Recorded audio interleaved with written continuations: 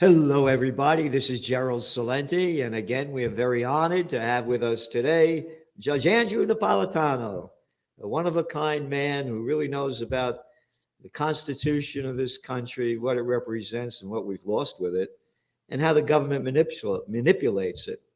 And as well as what they used to call a Bill of Rights. It's a Bill of No Rights now. They do whatever they want with it. Judge, thanks for being here today.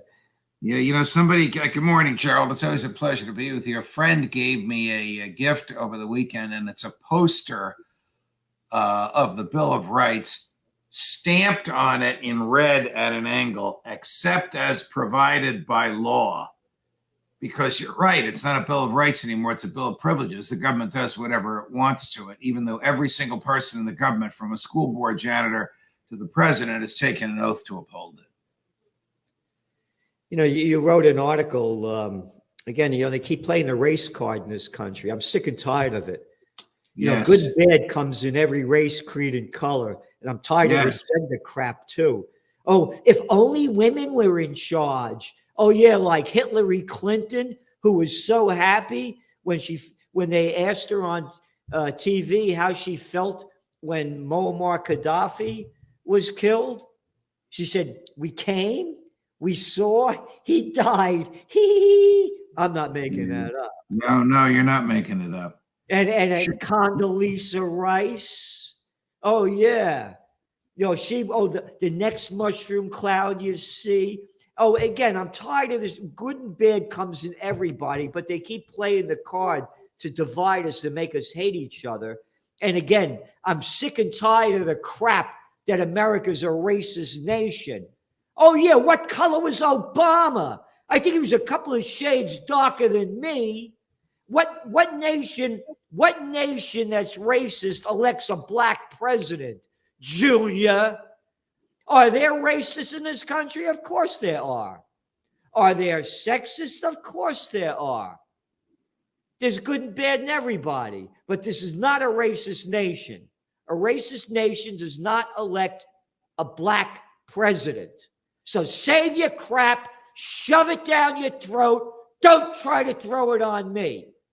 And now you write this article about how the government and race, again, they're playing the race card. Well, they've been doing it, for a long time. The article, it was triggered by the oral argument in the Supreme Court on Monday about whether or not Harvard can discriminate on the basis of race in admissions, and whether the University of North Carolina can do the same. The plaintiffs are libertarian students and professors, basically saying that the 14th Amendment should prohibit Harvard and the University of North Carolina from discriminating on the basis of race. Now, these are two different cases. The University of North Carolina is owned by the state of North Carolina, which is bound by the 14th Amendment. Harvard is privately owned. But even though it's so fabulously rich, it still gets a few $100 million a year from the feds. And in return for that few $100 million, agrees not to discriminate on the basis of race, basically to comply with the Bill of Rights. However, the Supreme Court, Justice O'Connor writing for the court 22 years ago, in a case involving the University of Michigan, said publicly owned schools and schools that receive private funds can discriminate on the basis of race, because a diverse student body is a higher good than compliance with the 14th Amendment. However, this opinion, she writes, as ridiculous as this sounds, Gerald, only applies for the next 25 years because I, Sandra Day O'Connor, predict that in 25 years, race relations in the country will be so good that we won't have this issue. Well, we're 22 years out from her prediction. She's dead wrong. And the Supreme Court is about to reverse it. But part of this comes from, as you say, the government pitting whites against blacks, for the most part, on the basis of race. The Civil Rights Act of 64 telling private landowners who they can admit on their property and what kind of decisions they make. Harvard should be able to, first of all, it shouldn't get any money from the feds. No matter how rich it is, the feds have no business giving away money for education because it's not in the Constitution. But Harvard can do what it wants on its private property. University of North Carolina is the state of North Carolina, and they cannot discriminate on the basis of race they have to have race-neutral admission standards. So that's probably where this case is going to go. I got to tell you an interesting part, Gerald. The federal government jumped into the middle of this case, as it almost always does, the DOJ. And shockingly, the DOJ is on the side of the libertarian plaintiffs against discrimination on the basis of race. So the Solicitor General, the government's lawyer, just finished attacking Harvard and University of North Carolina when one of the liberal justices said, "What about West Point?"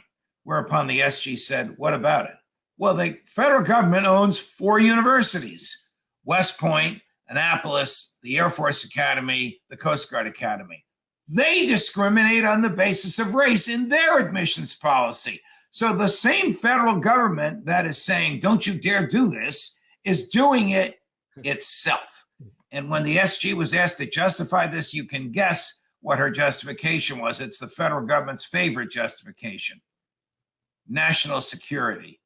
Now, when she said this, the court roared, even the liberals on the court, because this is absurd that there's a national security interest in having X% of Asians and X% of African Americans and X% of Hispanics and X% of whites in the admission class, in the freshman class at West Point. It's preposterous. And all of this was exposed in oral argument on Monday. That's why I wrote the column.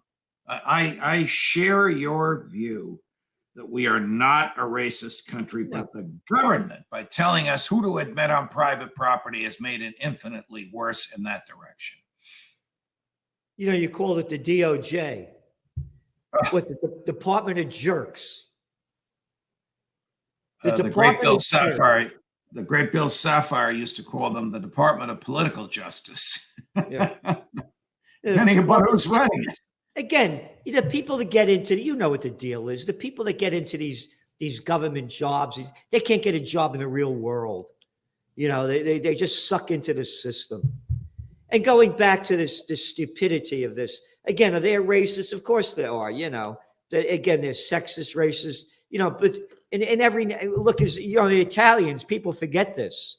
You know how the Italians were discriminated against in this country. Mm-hmm. Sure. You know, that we won't talk about that. That doesn't count. Oh, by the way, you know, you could put these TV shows on, like, you know, The Sopranos. Hey, Judge, how you doing, huh? Hey, how you doing? Oh, you could do that. That's fine.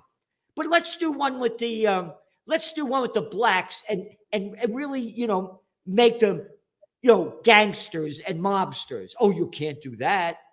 Oh, let's do it with the Jews and let's say, you know, oh, they're criminals with all the banking systems. How dare you say that? Oh, but you could do it to the Italians. That's okay.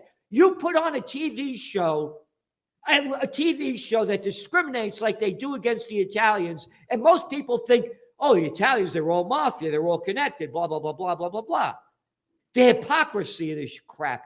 And to show you the ignorant stupidity of the mainstream news, the Cartoon News Network, those arrogant little jerks. You ready? Major League Baseball has diversity problem. Experts say. Experts? You mean some piece of crap that you suck up to and bow down to and that will swallow the crap that you shove down their throat? Those experts say this World Series is proof. Proof of what? Ready? Yeah. Ahead of game number 1. I know what they're saying. There's no 26-man World Series roster this week, and neither team's roster includes any U.S.-born black players. Why, those lousy, they're discriminating against them. Hey, stupid. They can give a damn if they're black, white, green, yellow, if they can hit home runs, throw strikeouts, and catch balls really great. They could give a damn what color they are. Agreed. Why, how dare you say that, Celente? They're discriminating against blacks. That's just stupidity. Part of this is the fault of the Supreme Court and some of the tests for discrimination that it has required federal judges to use. So it's not intent, it's effect. Meaning, if you have a baseball team that is all white or all non-black, there is a presumption of discrimination. That, of course, is absurd. Yeah, The baseball owners want the best 26 players they can find, as you said. They want to win games. They don't care about the color of skin. I know. And here's the crap that they spew out. One of the experts that they quote. You ready? It's this guy who they quote, Ontario. Who's this guy, Ontario? He said, this kid's father that they quote said, black youth need to learn the history of baseball and receive more guidance on how to get involved. What are you? They don't like to. Hey, Ontario, how many black basketball players are there? What's the equation between black basketball players and white basketball players? Listen to the shit that they throw out. It's expensive. $300 gloves, $300 bats. You got to switch every single year. Oh, that's why they can't play, huh? What are you kidding? I mean, I grew up, grew up in the Bronx and Yonkers. They play in lots. You play anywhere that you wanted to play.